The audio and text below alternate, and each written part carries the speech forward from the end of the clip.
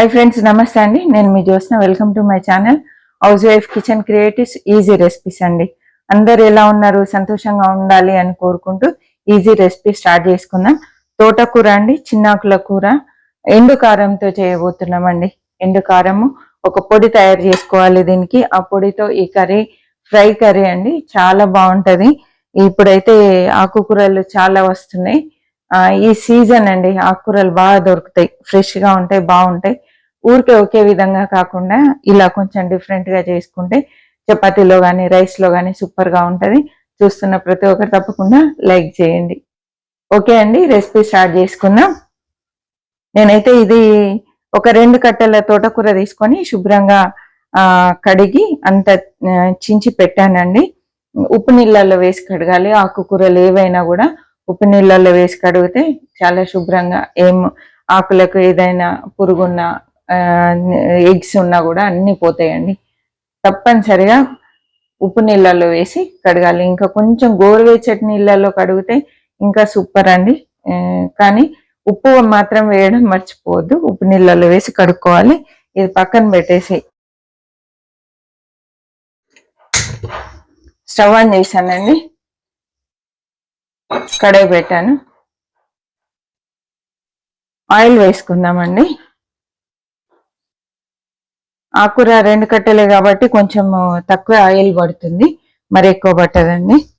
ఒక 2 టేబుల్ స్పూన్ల వరకు వేసాను.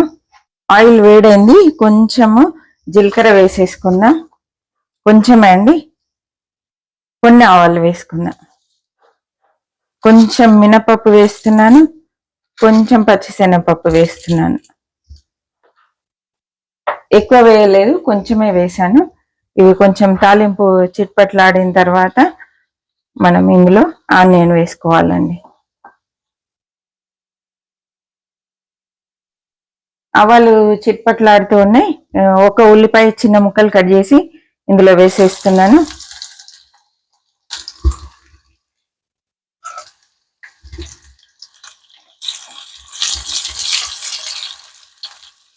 ఇందులో ఎండుమిర్చి కారంతో మనం కర్రీ చేస్తున్నాం కాబట్టి ఇప్పుడు తాలింపులో మాత్రం నేను ఎండుమిరపకాయలు వేయట్లేదు, తర్వాత పచ్చిమిర్చి ఏం వేయట్లేదండి.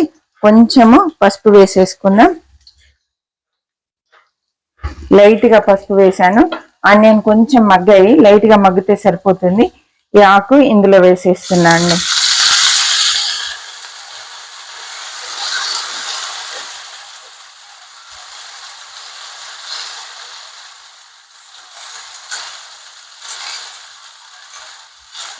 కొంచెం స్టవ్ తగ్గిస్తున్నాను. మీడియం ఫ్లేమ్లో పెట్టేసి ఒకసారి అంతా ఆకంతా కలిపేసుకోవాలండి.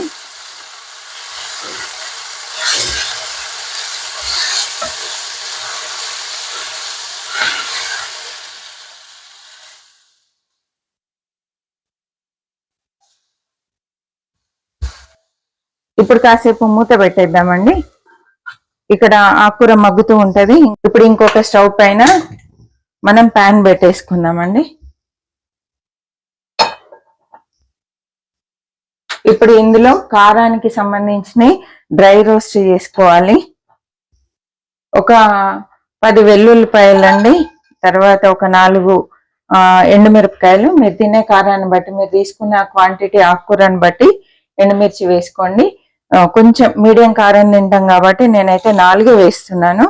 కొన్ని ధనియాలు, ఒక 1/2 టీ స్పూన్ ధనియాలు, 1 టీ స్పూన్ మినపప్పు అండి, శనగపప్పు 1 టేబుల్ స్పూన్ అండి, జస్ట్ కొంచెం జీలకర్ర.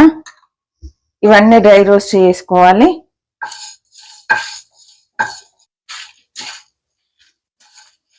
శనగపప్పు లేకుంటే మినపప్పు కొంచెం ఎక్కువ వేసుకోండి, లేదా కొంచెం పల్లీలు వేసినా బాగుంటుందండి. నేనైతే ఇప్పుడు పల్లీలు వేయట్లేదు, ఓన్లీ పప్పులతోనే వెల్లుల్లి కారం తయారు చేస్తున్నాను. ఈ పప్పులన్నీ వేసి ఎండుమిరపకాయలతో వెల్లుల్లి కారం చేస్తే సూపర్ ఉంటుందండి. ఇది డైరెక్ట్ మనం అన్నంలోకి కూడా డైరెక్ట్ పొడి కూడా తినొచ్చండి. కొంచెం ఆయిల్ వేసుకొని తింటే అద్భుతంగా ఉంటుంది. ఒకసారి ఈ పొడి మీరు ఇడ్లీకి కానీ తర్వాత అన్నంలోకి కానీ ట్రై చేయండి. ఈ పప్పులన్నీ పచ్చివాసన పోయేంత వరకు ఫ్రై చేసుకోవాలి.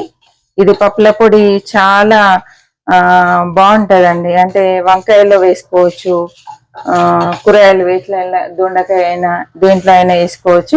ఇది ఒకసారి మనం చేసి పెట్టుకున్నామంటే చక్కగా అన్ని కూరలలో అప్పుడప్పుడు వేసుకోవడానికి బాగుంటుంది. ఏదైనా గ్రేవీ కర్రీ చేసినప్పుడు గ్రేవీ పల్చగా నీళ్ళలాగా ఉంటే ఇది ఒక టీ స్పూన్ వాటర్లో కలిపి మనము అందులో వేసామనుకోండి, గ్రేవీ కూడా చిక్కగా అవి కమ్మదనం వస్తుందండి కర్రీకి. కాకపోతే పప్పులు మాత్రం మంచి వాసన వచ్చేంత వరకు వేపుకోవాలి. పుట్నాల పప్పు వేస్తే అదొక టేస్ట్ ఉంటుంది, ఇలా శనగపప్పు డైరెక్ట్ గా వేస్తే ఇదొక టేస్ట్ ఉంటుందండి. కొంచెం వేసేటి కొంచెం మారుస్తూ ఉంటే టేస్ట్ లో అనేది డిఫరెన్స్ వస్తుంది. చక్కగా వేగాయండి. ఇది స్టవ్ ఆఫ్ చేస్తున్నాను. ఇప్పుడు మనము ఇవి కొంచెం చల్లారిన తర్వాత మిక్సీ జార్లో వేసి పొడి చేసి పక్కన పెట్టేస్తా అండి. ఒకసారి ఆకుకూర చూద్దాము. ఆకుకూర చక్కగా మగ్గింది. ఇప్పుడు కొంచెము స్టవ్ హై చేసేసి మూత పెట్టకుండా ఆకును మగ్గించాలండి, ఫ్రై చేసుకోవాలి. మూత పెట్టొద్దు ఇప్పుడు. ఇక నేను ఇంతవరకు సాల్ట్ అయితే వేయలేదండి.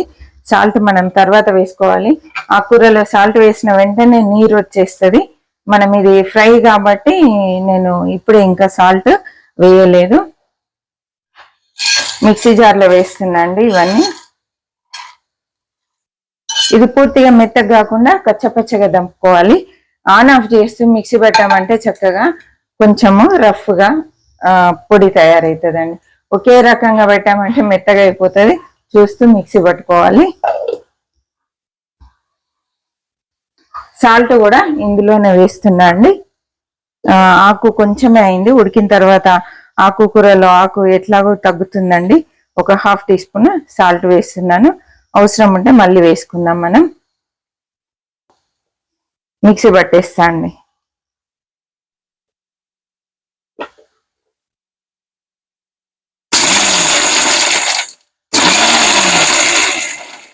ఇలా ఆన్ ఆఫ్ చేస్తూ పట్టాలండి.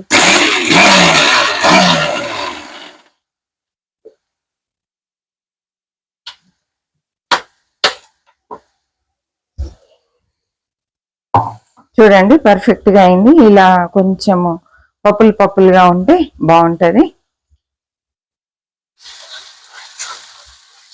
ఆకు కూడా చక్కగా ఫ్రై అయిందండి. ఇప్పుడు ఈ పొడి ఇందులో వేసుకుందాం. మనం మిక్సీ పట్టిన పొడి ఇందులో వేసేసుకుందాం.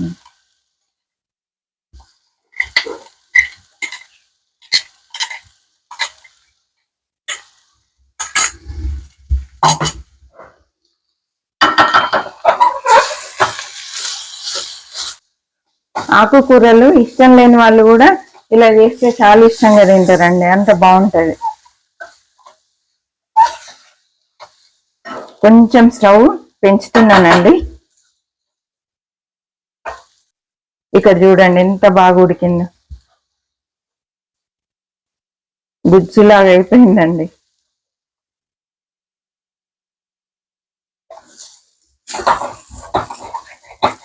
ఈ కర్రీ అయితే ఈజీగా ఎవరైనా చేయొచ్చు అండి. వంట రాని వాళ్ళు కూడా ఈజీగా చేసుకోవచ్చు. బ్యాచిలర్స్ కానీ వంట రాని వాళ్ళు కానీ ఎవరైనా చేయొచ్చండి. చూసారు కదా, ఇది కొంచెం ఫ్రై అయితే రెడీ అయిపోయినట్టే.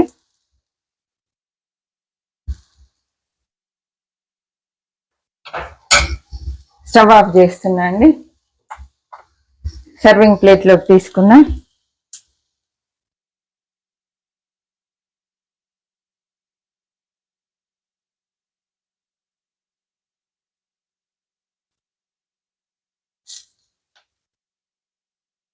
నాన్ స్టిక్ అయితే ఇలా అతుక్కోకుండా వచ్చేస్తుంది.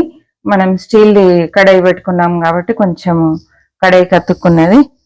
చూసారు కదా, సింపుల్ ఈజీ రెసిపీ ఎంత బాగుందో. చాలా హెల్దీ, చాలా బాగుంటది. తప్పకుండా ట్రై చేయండి.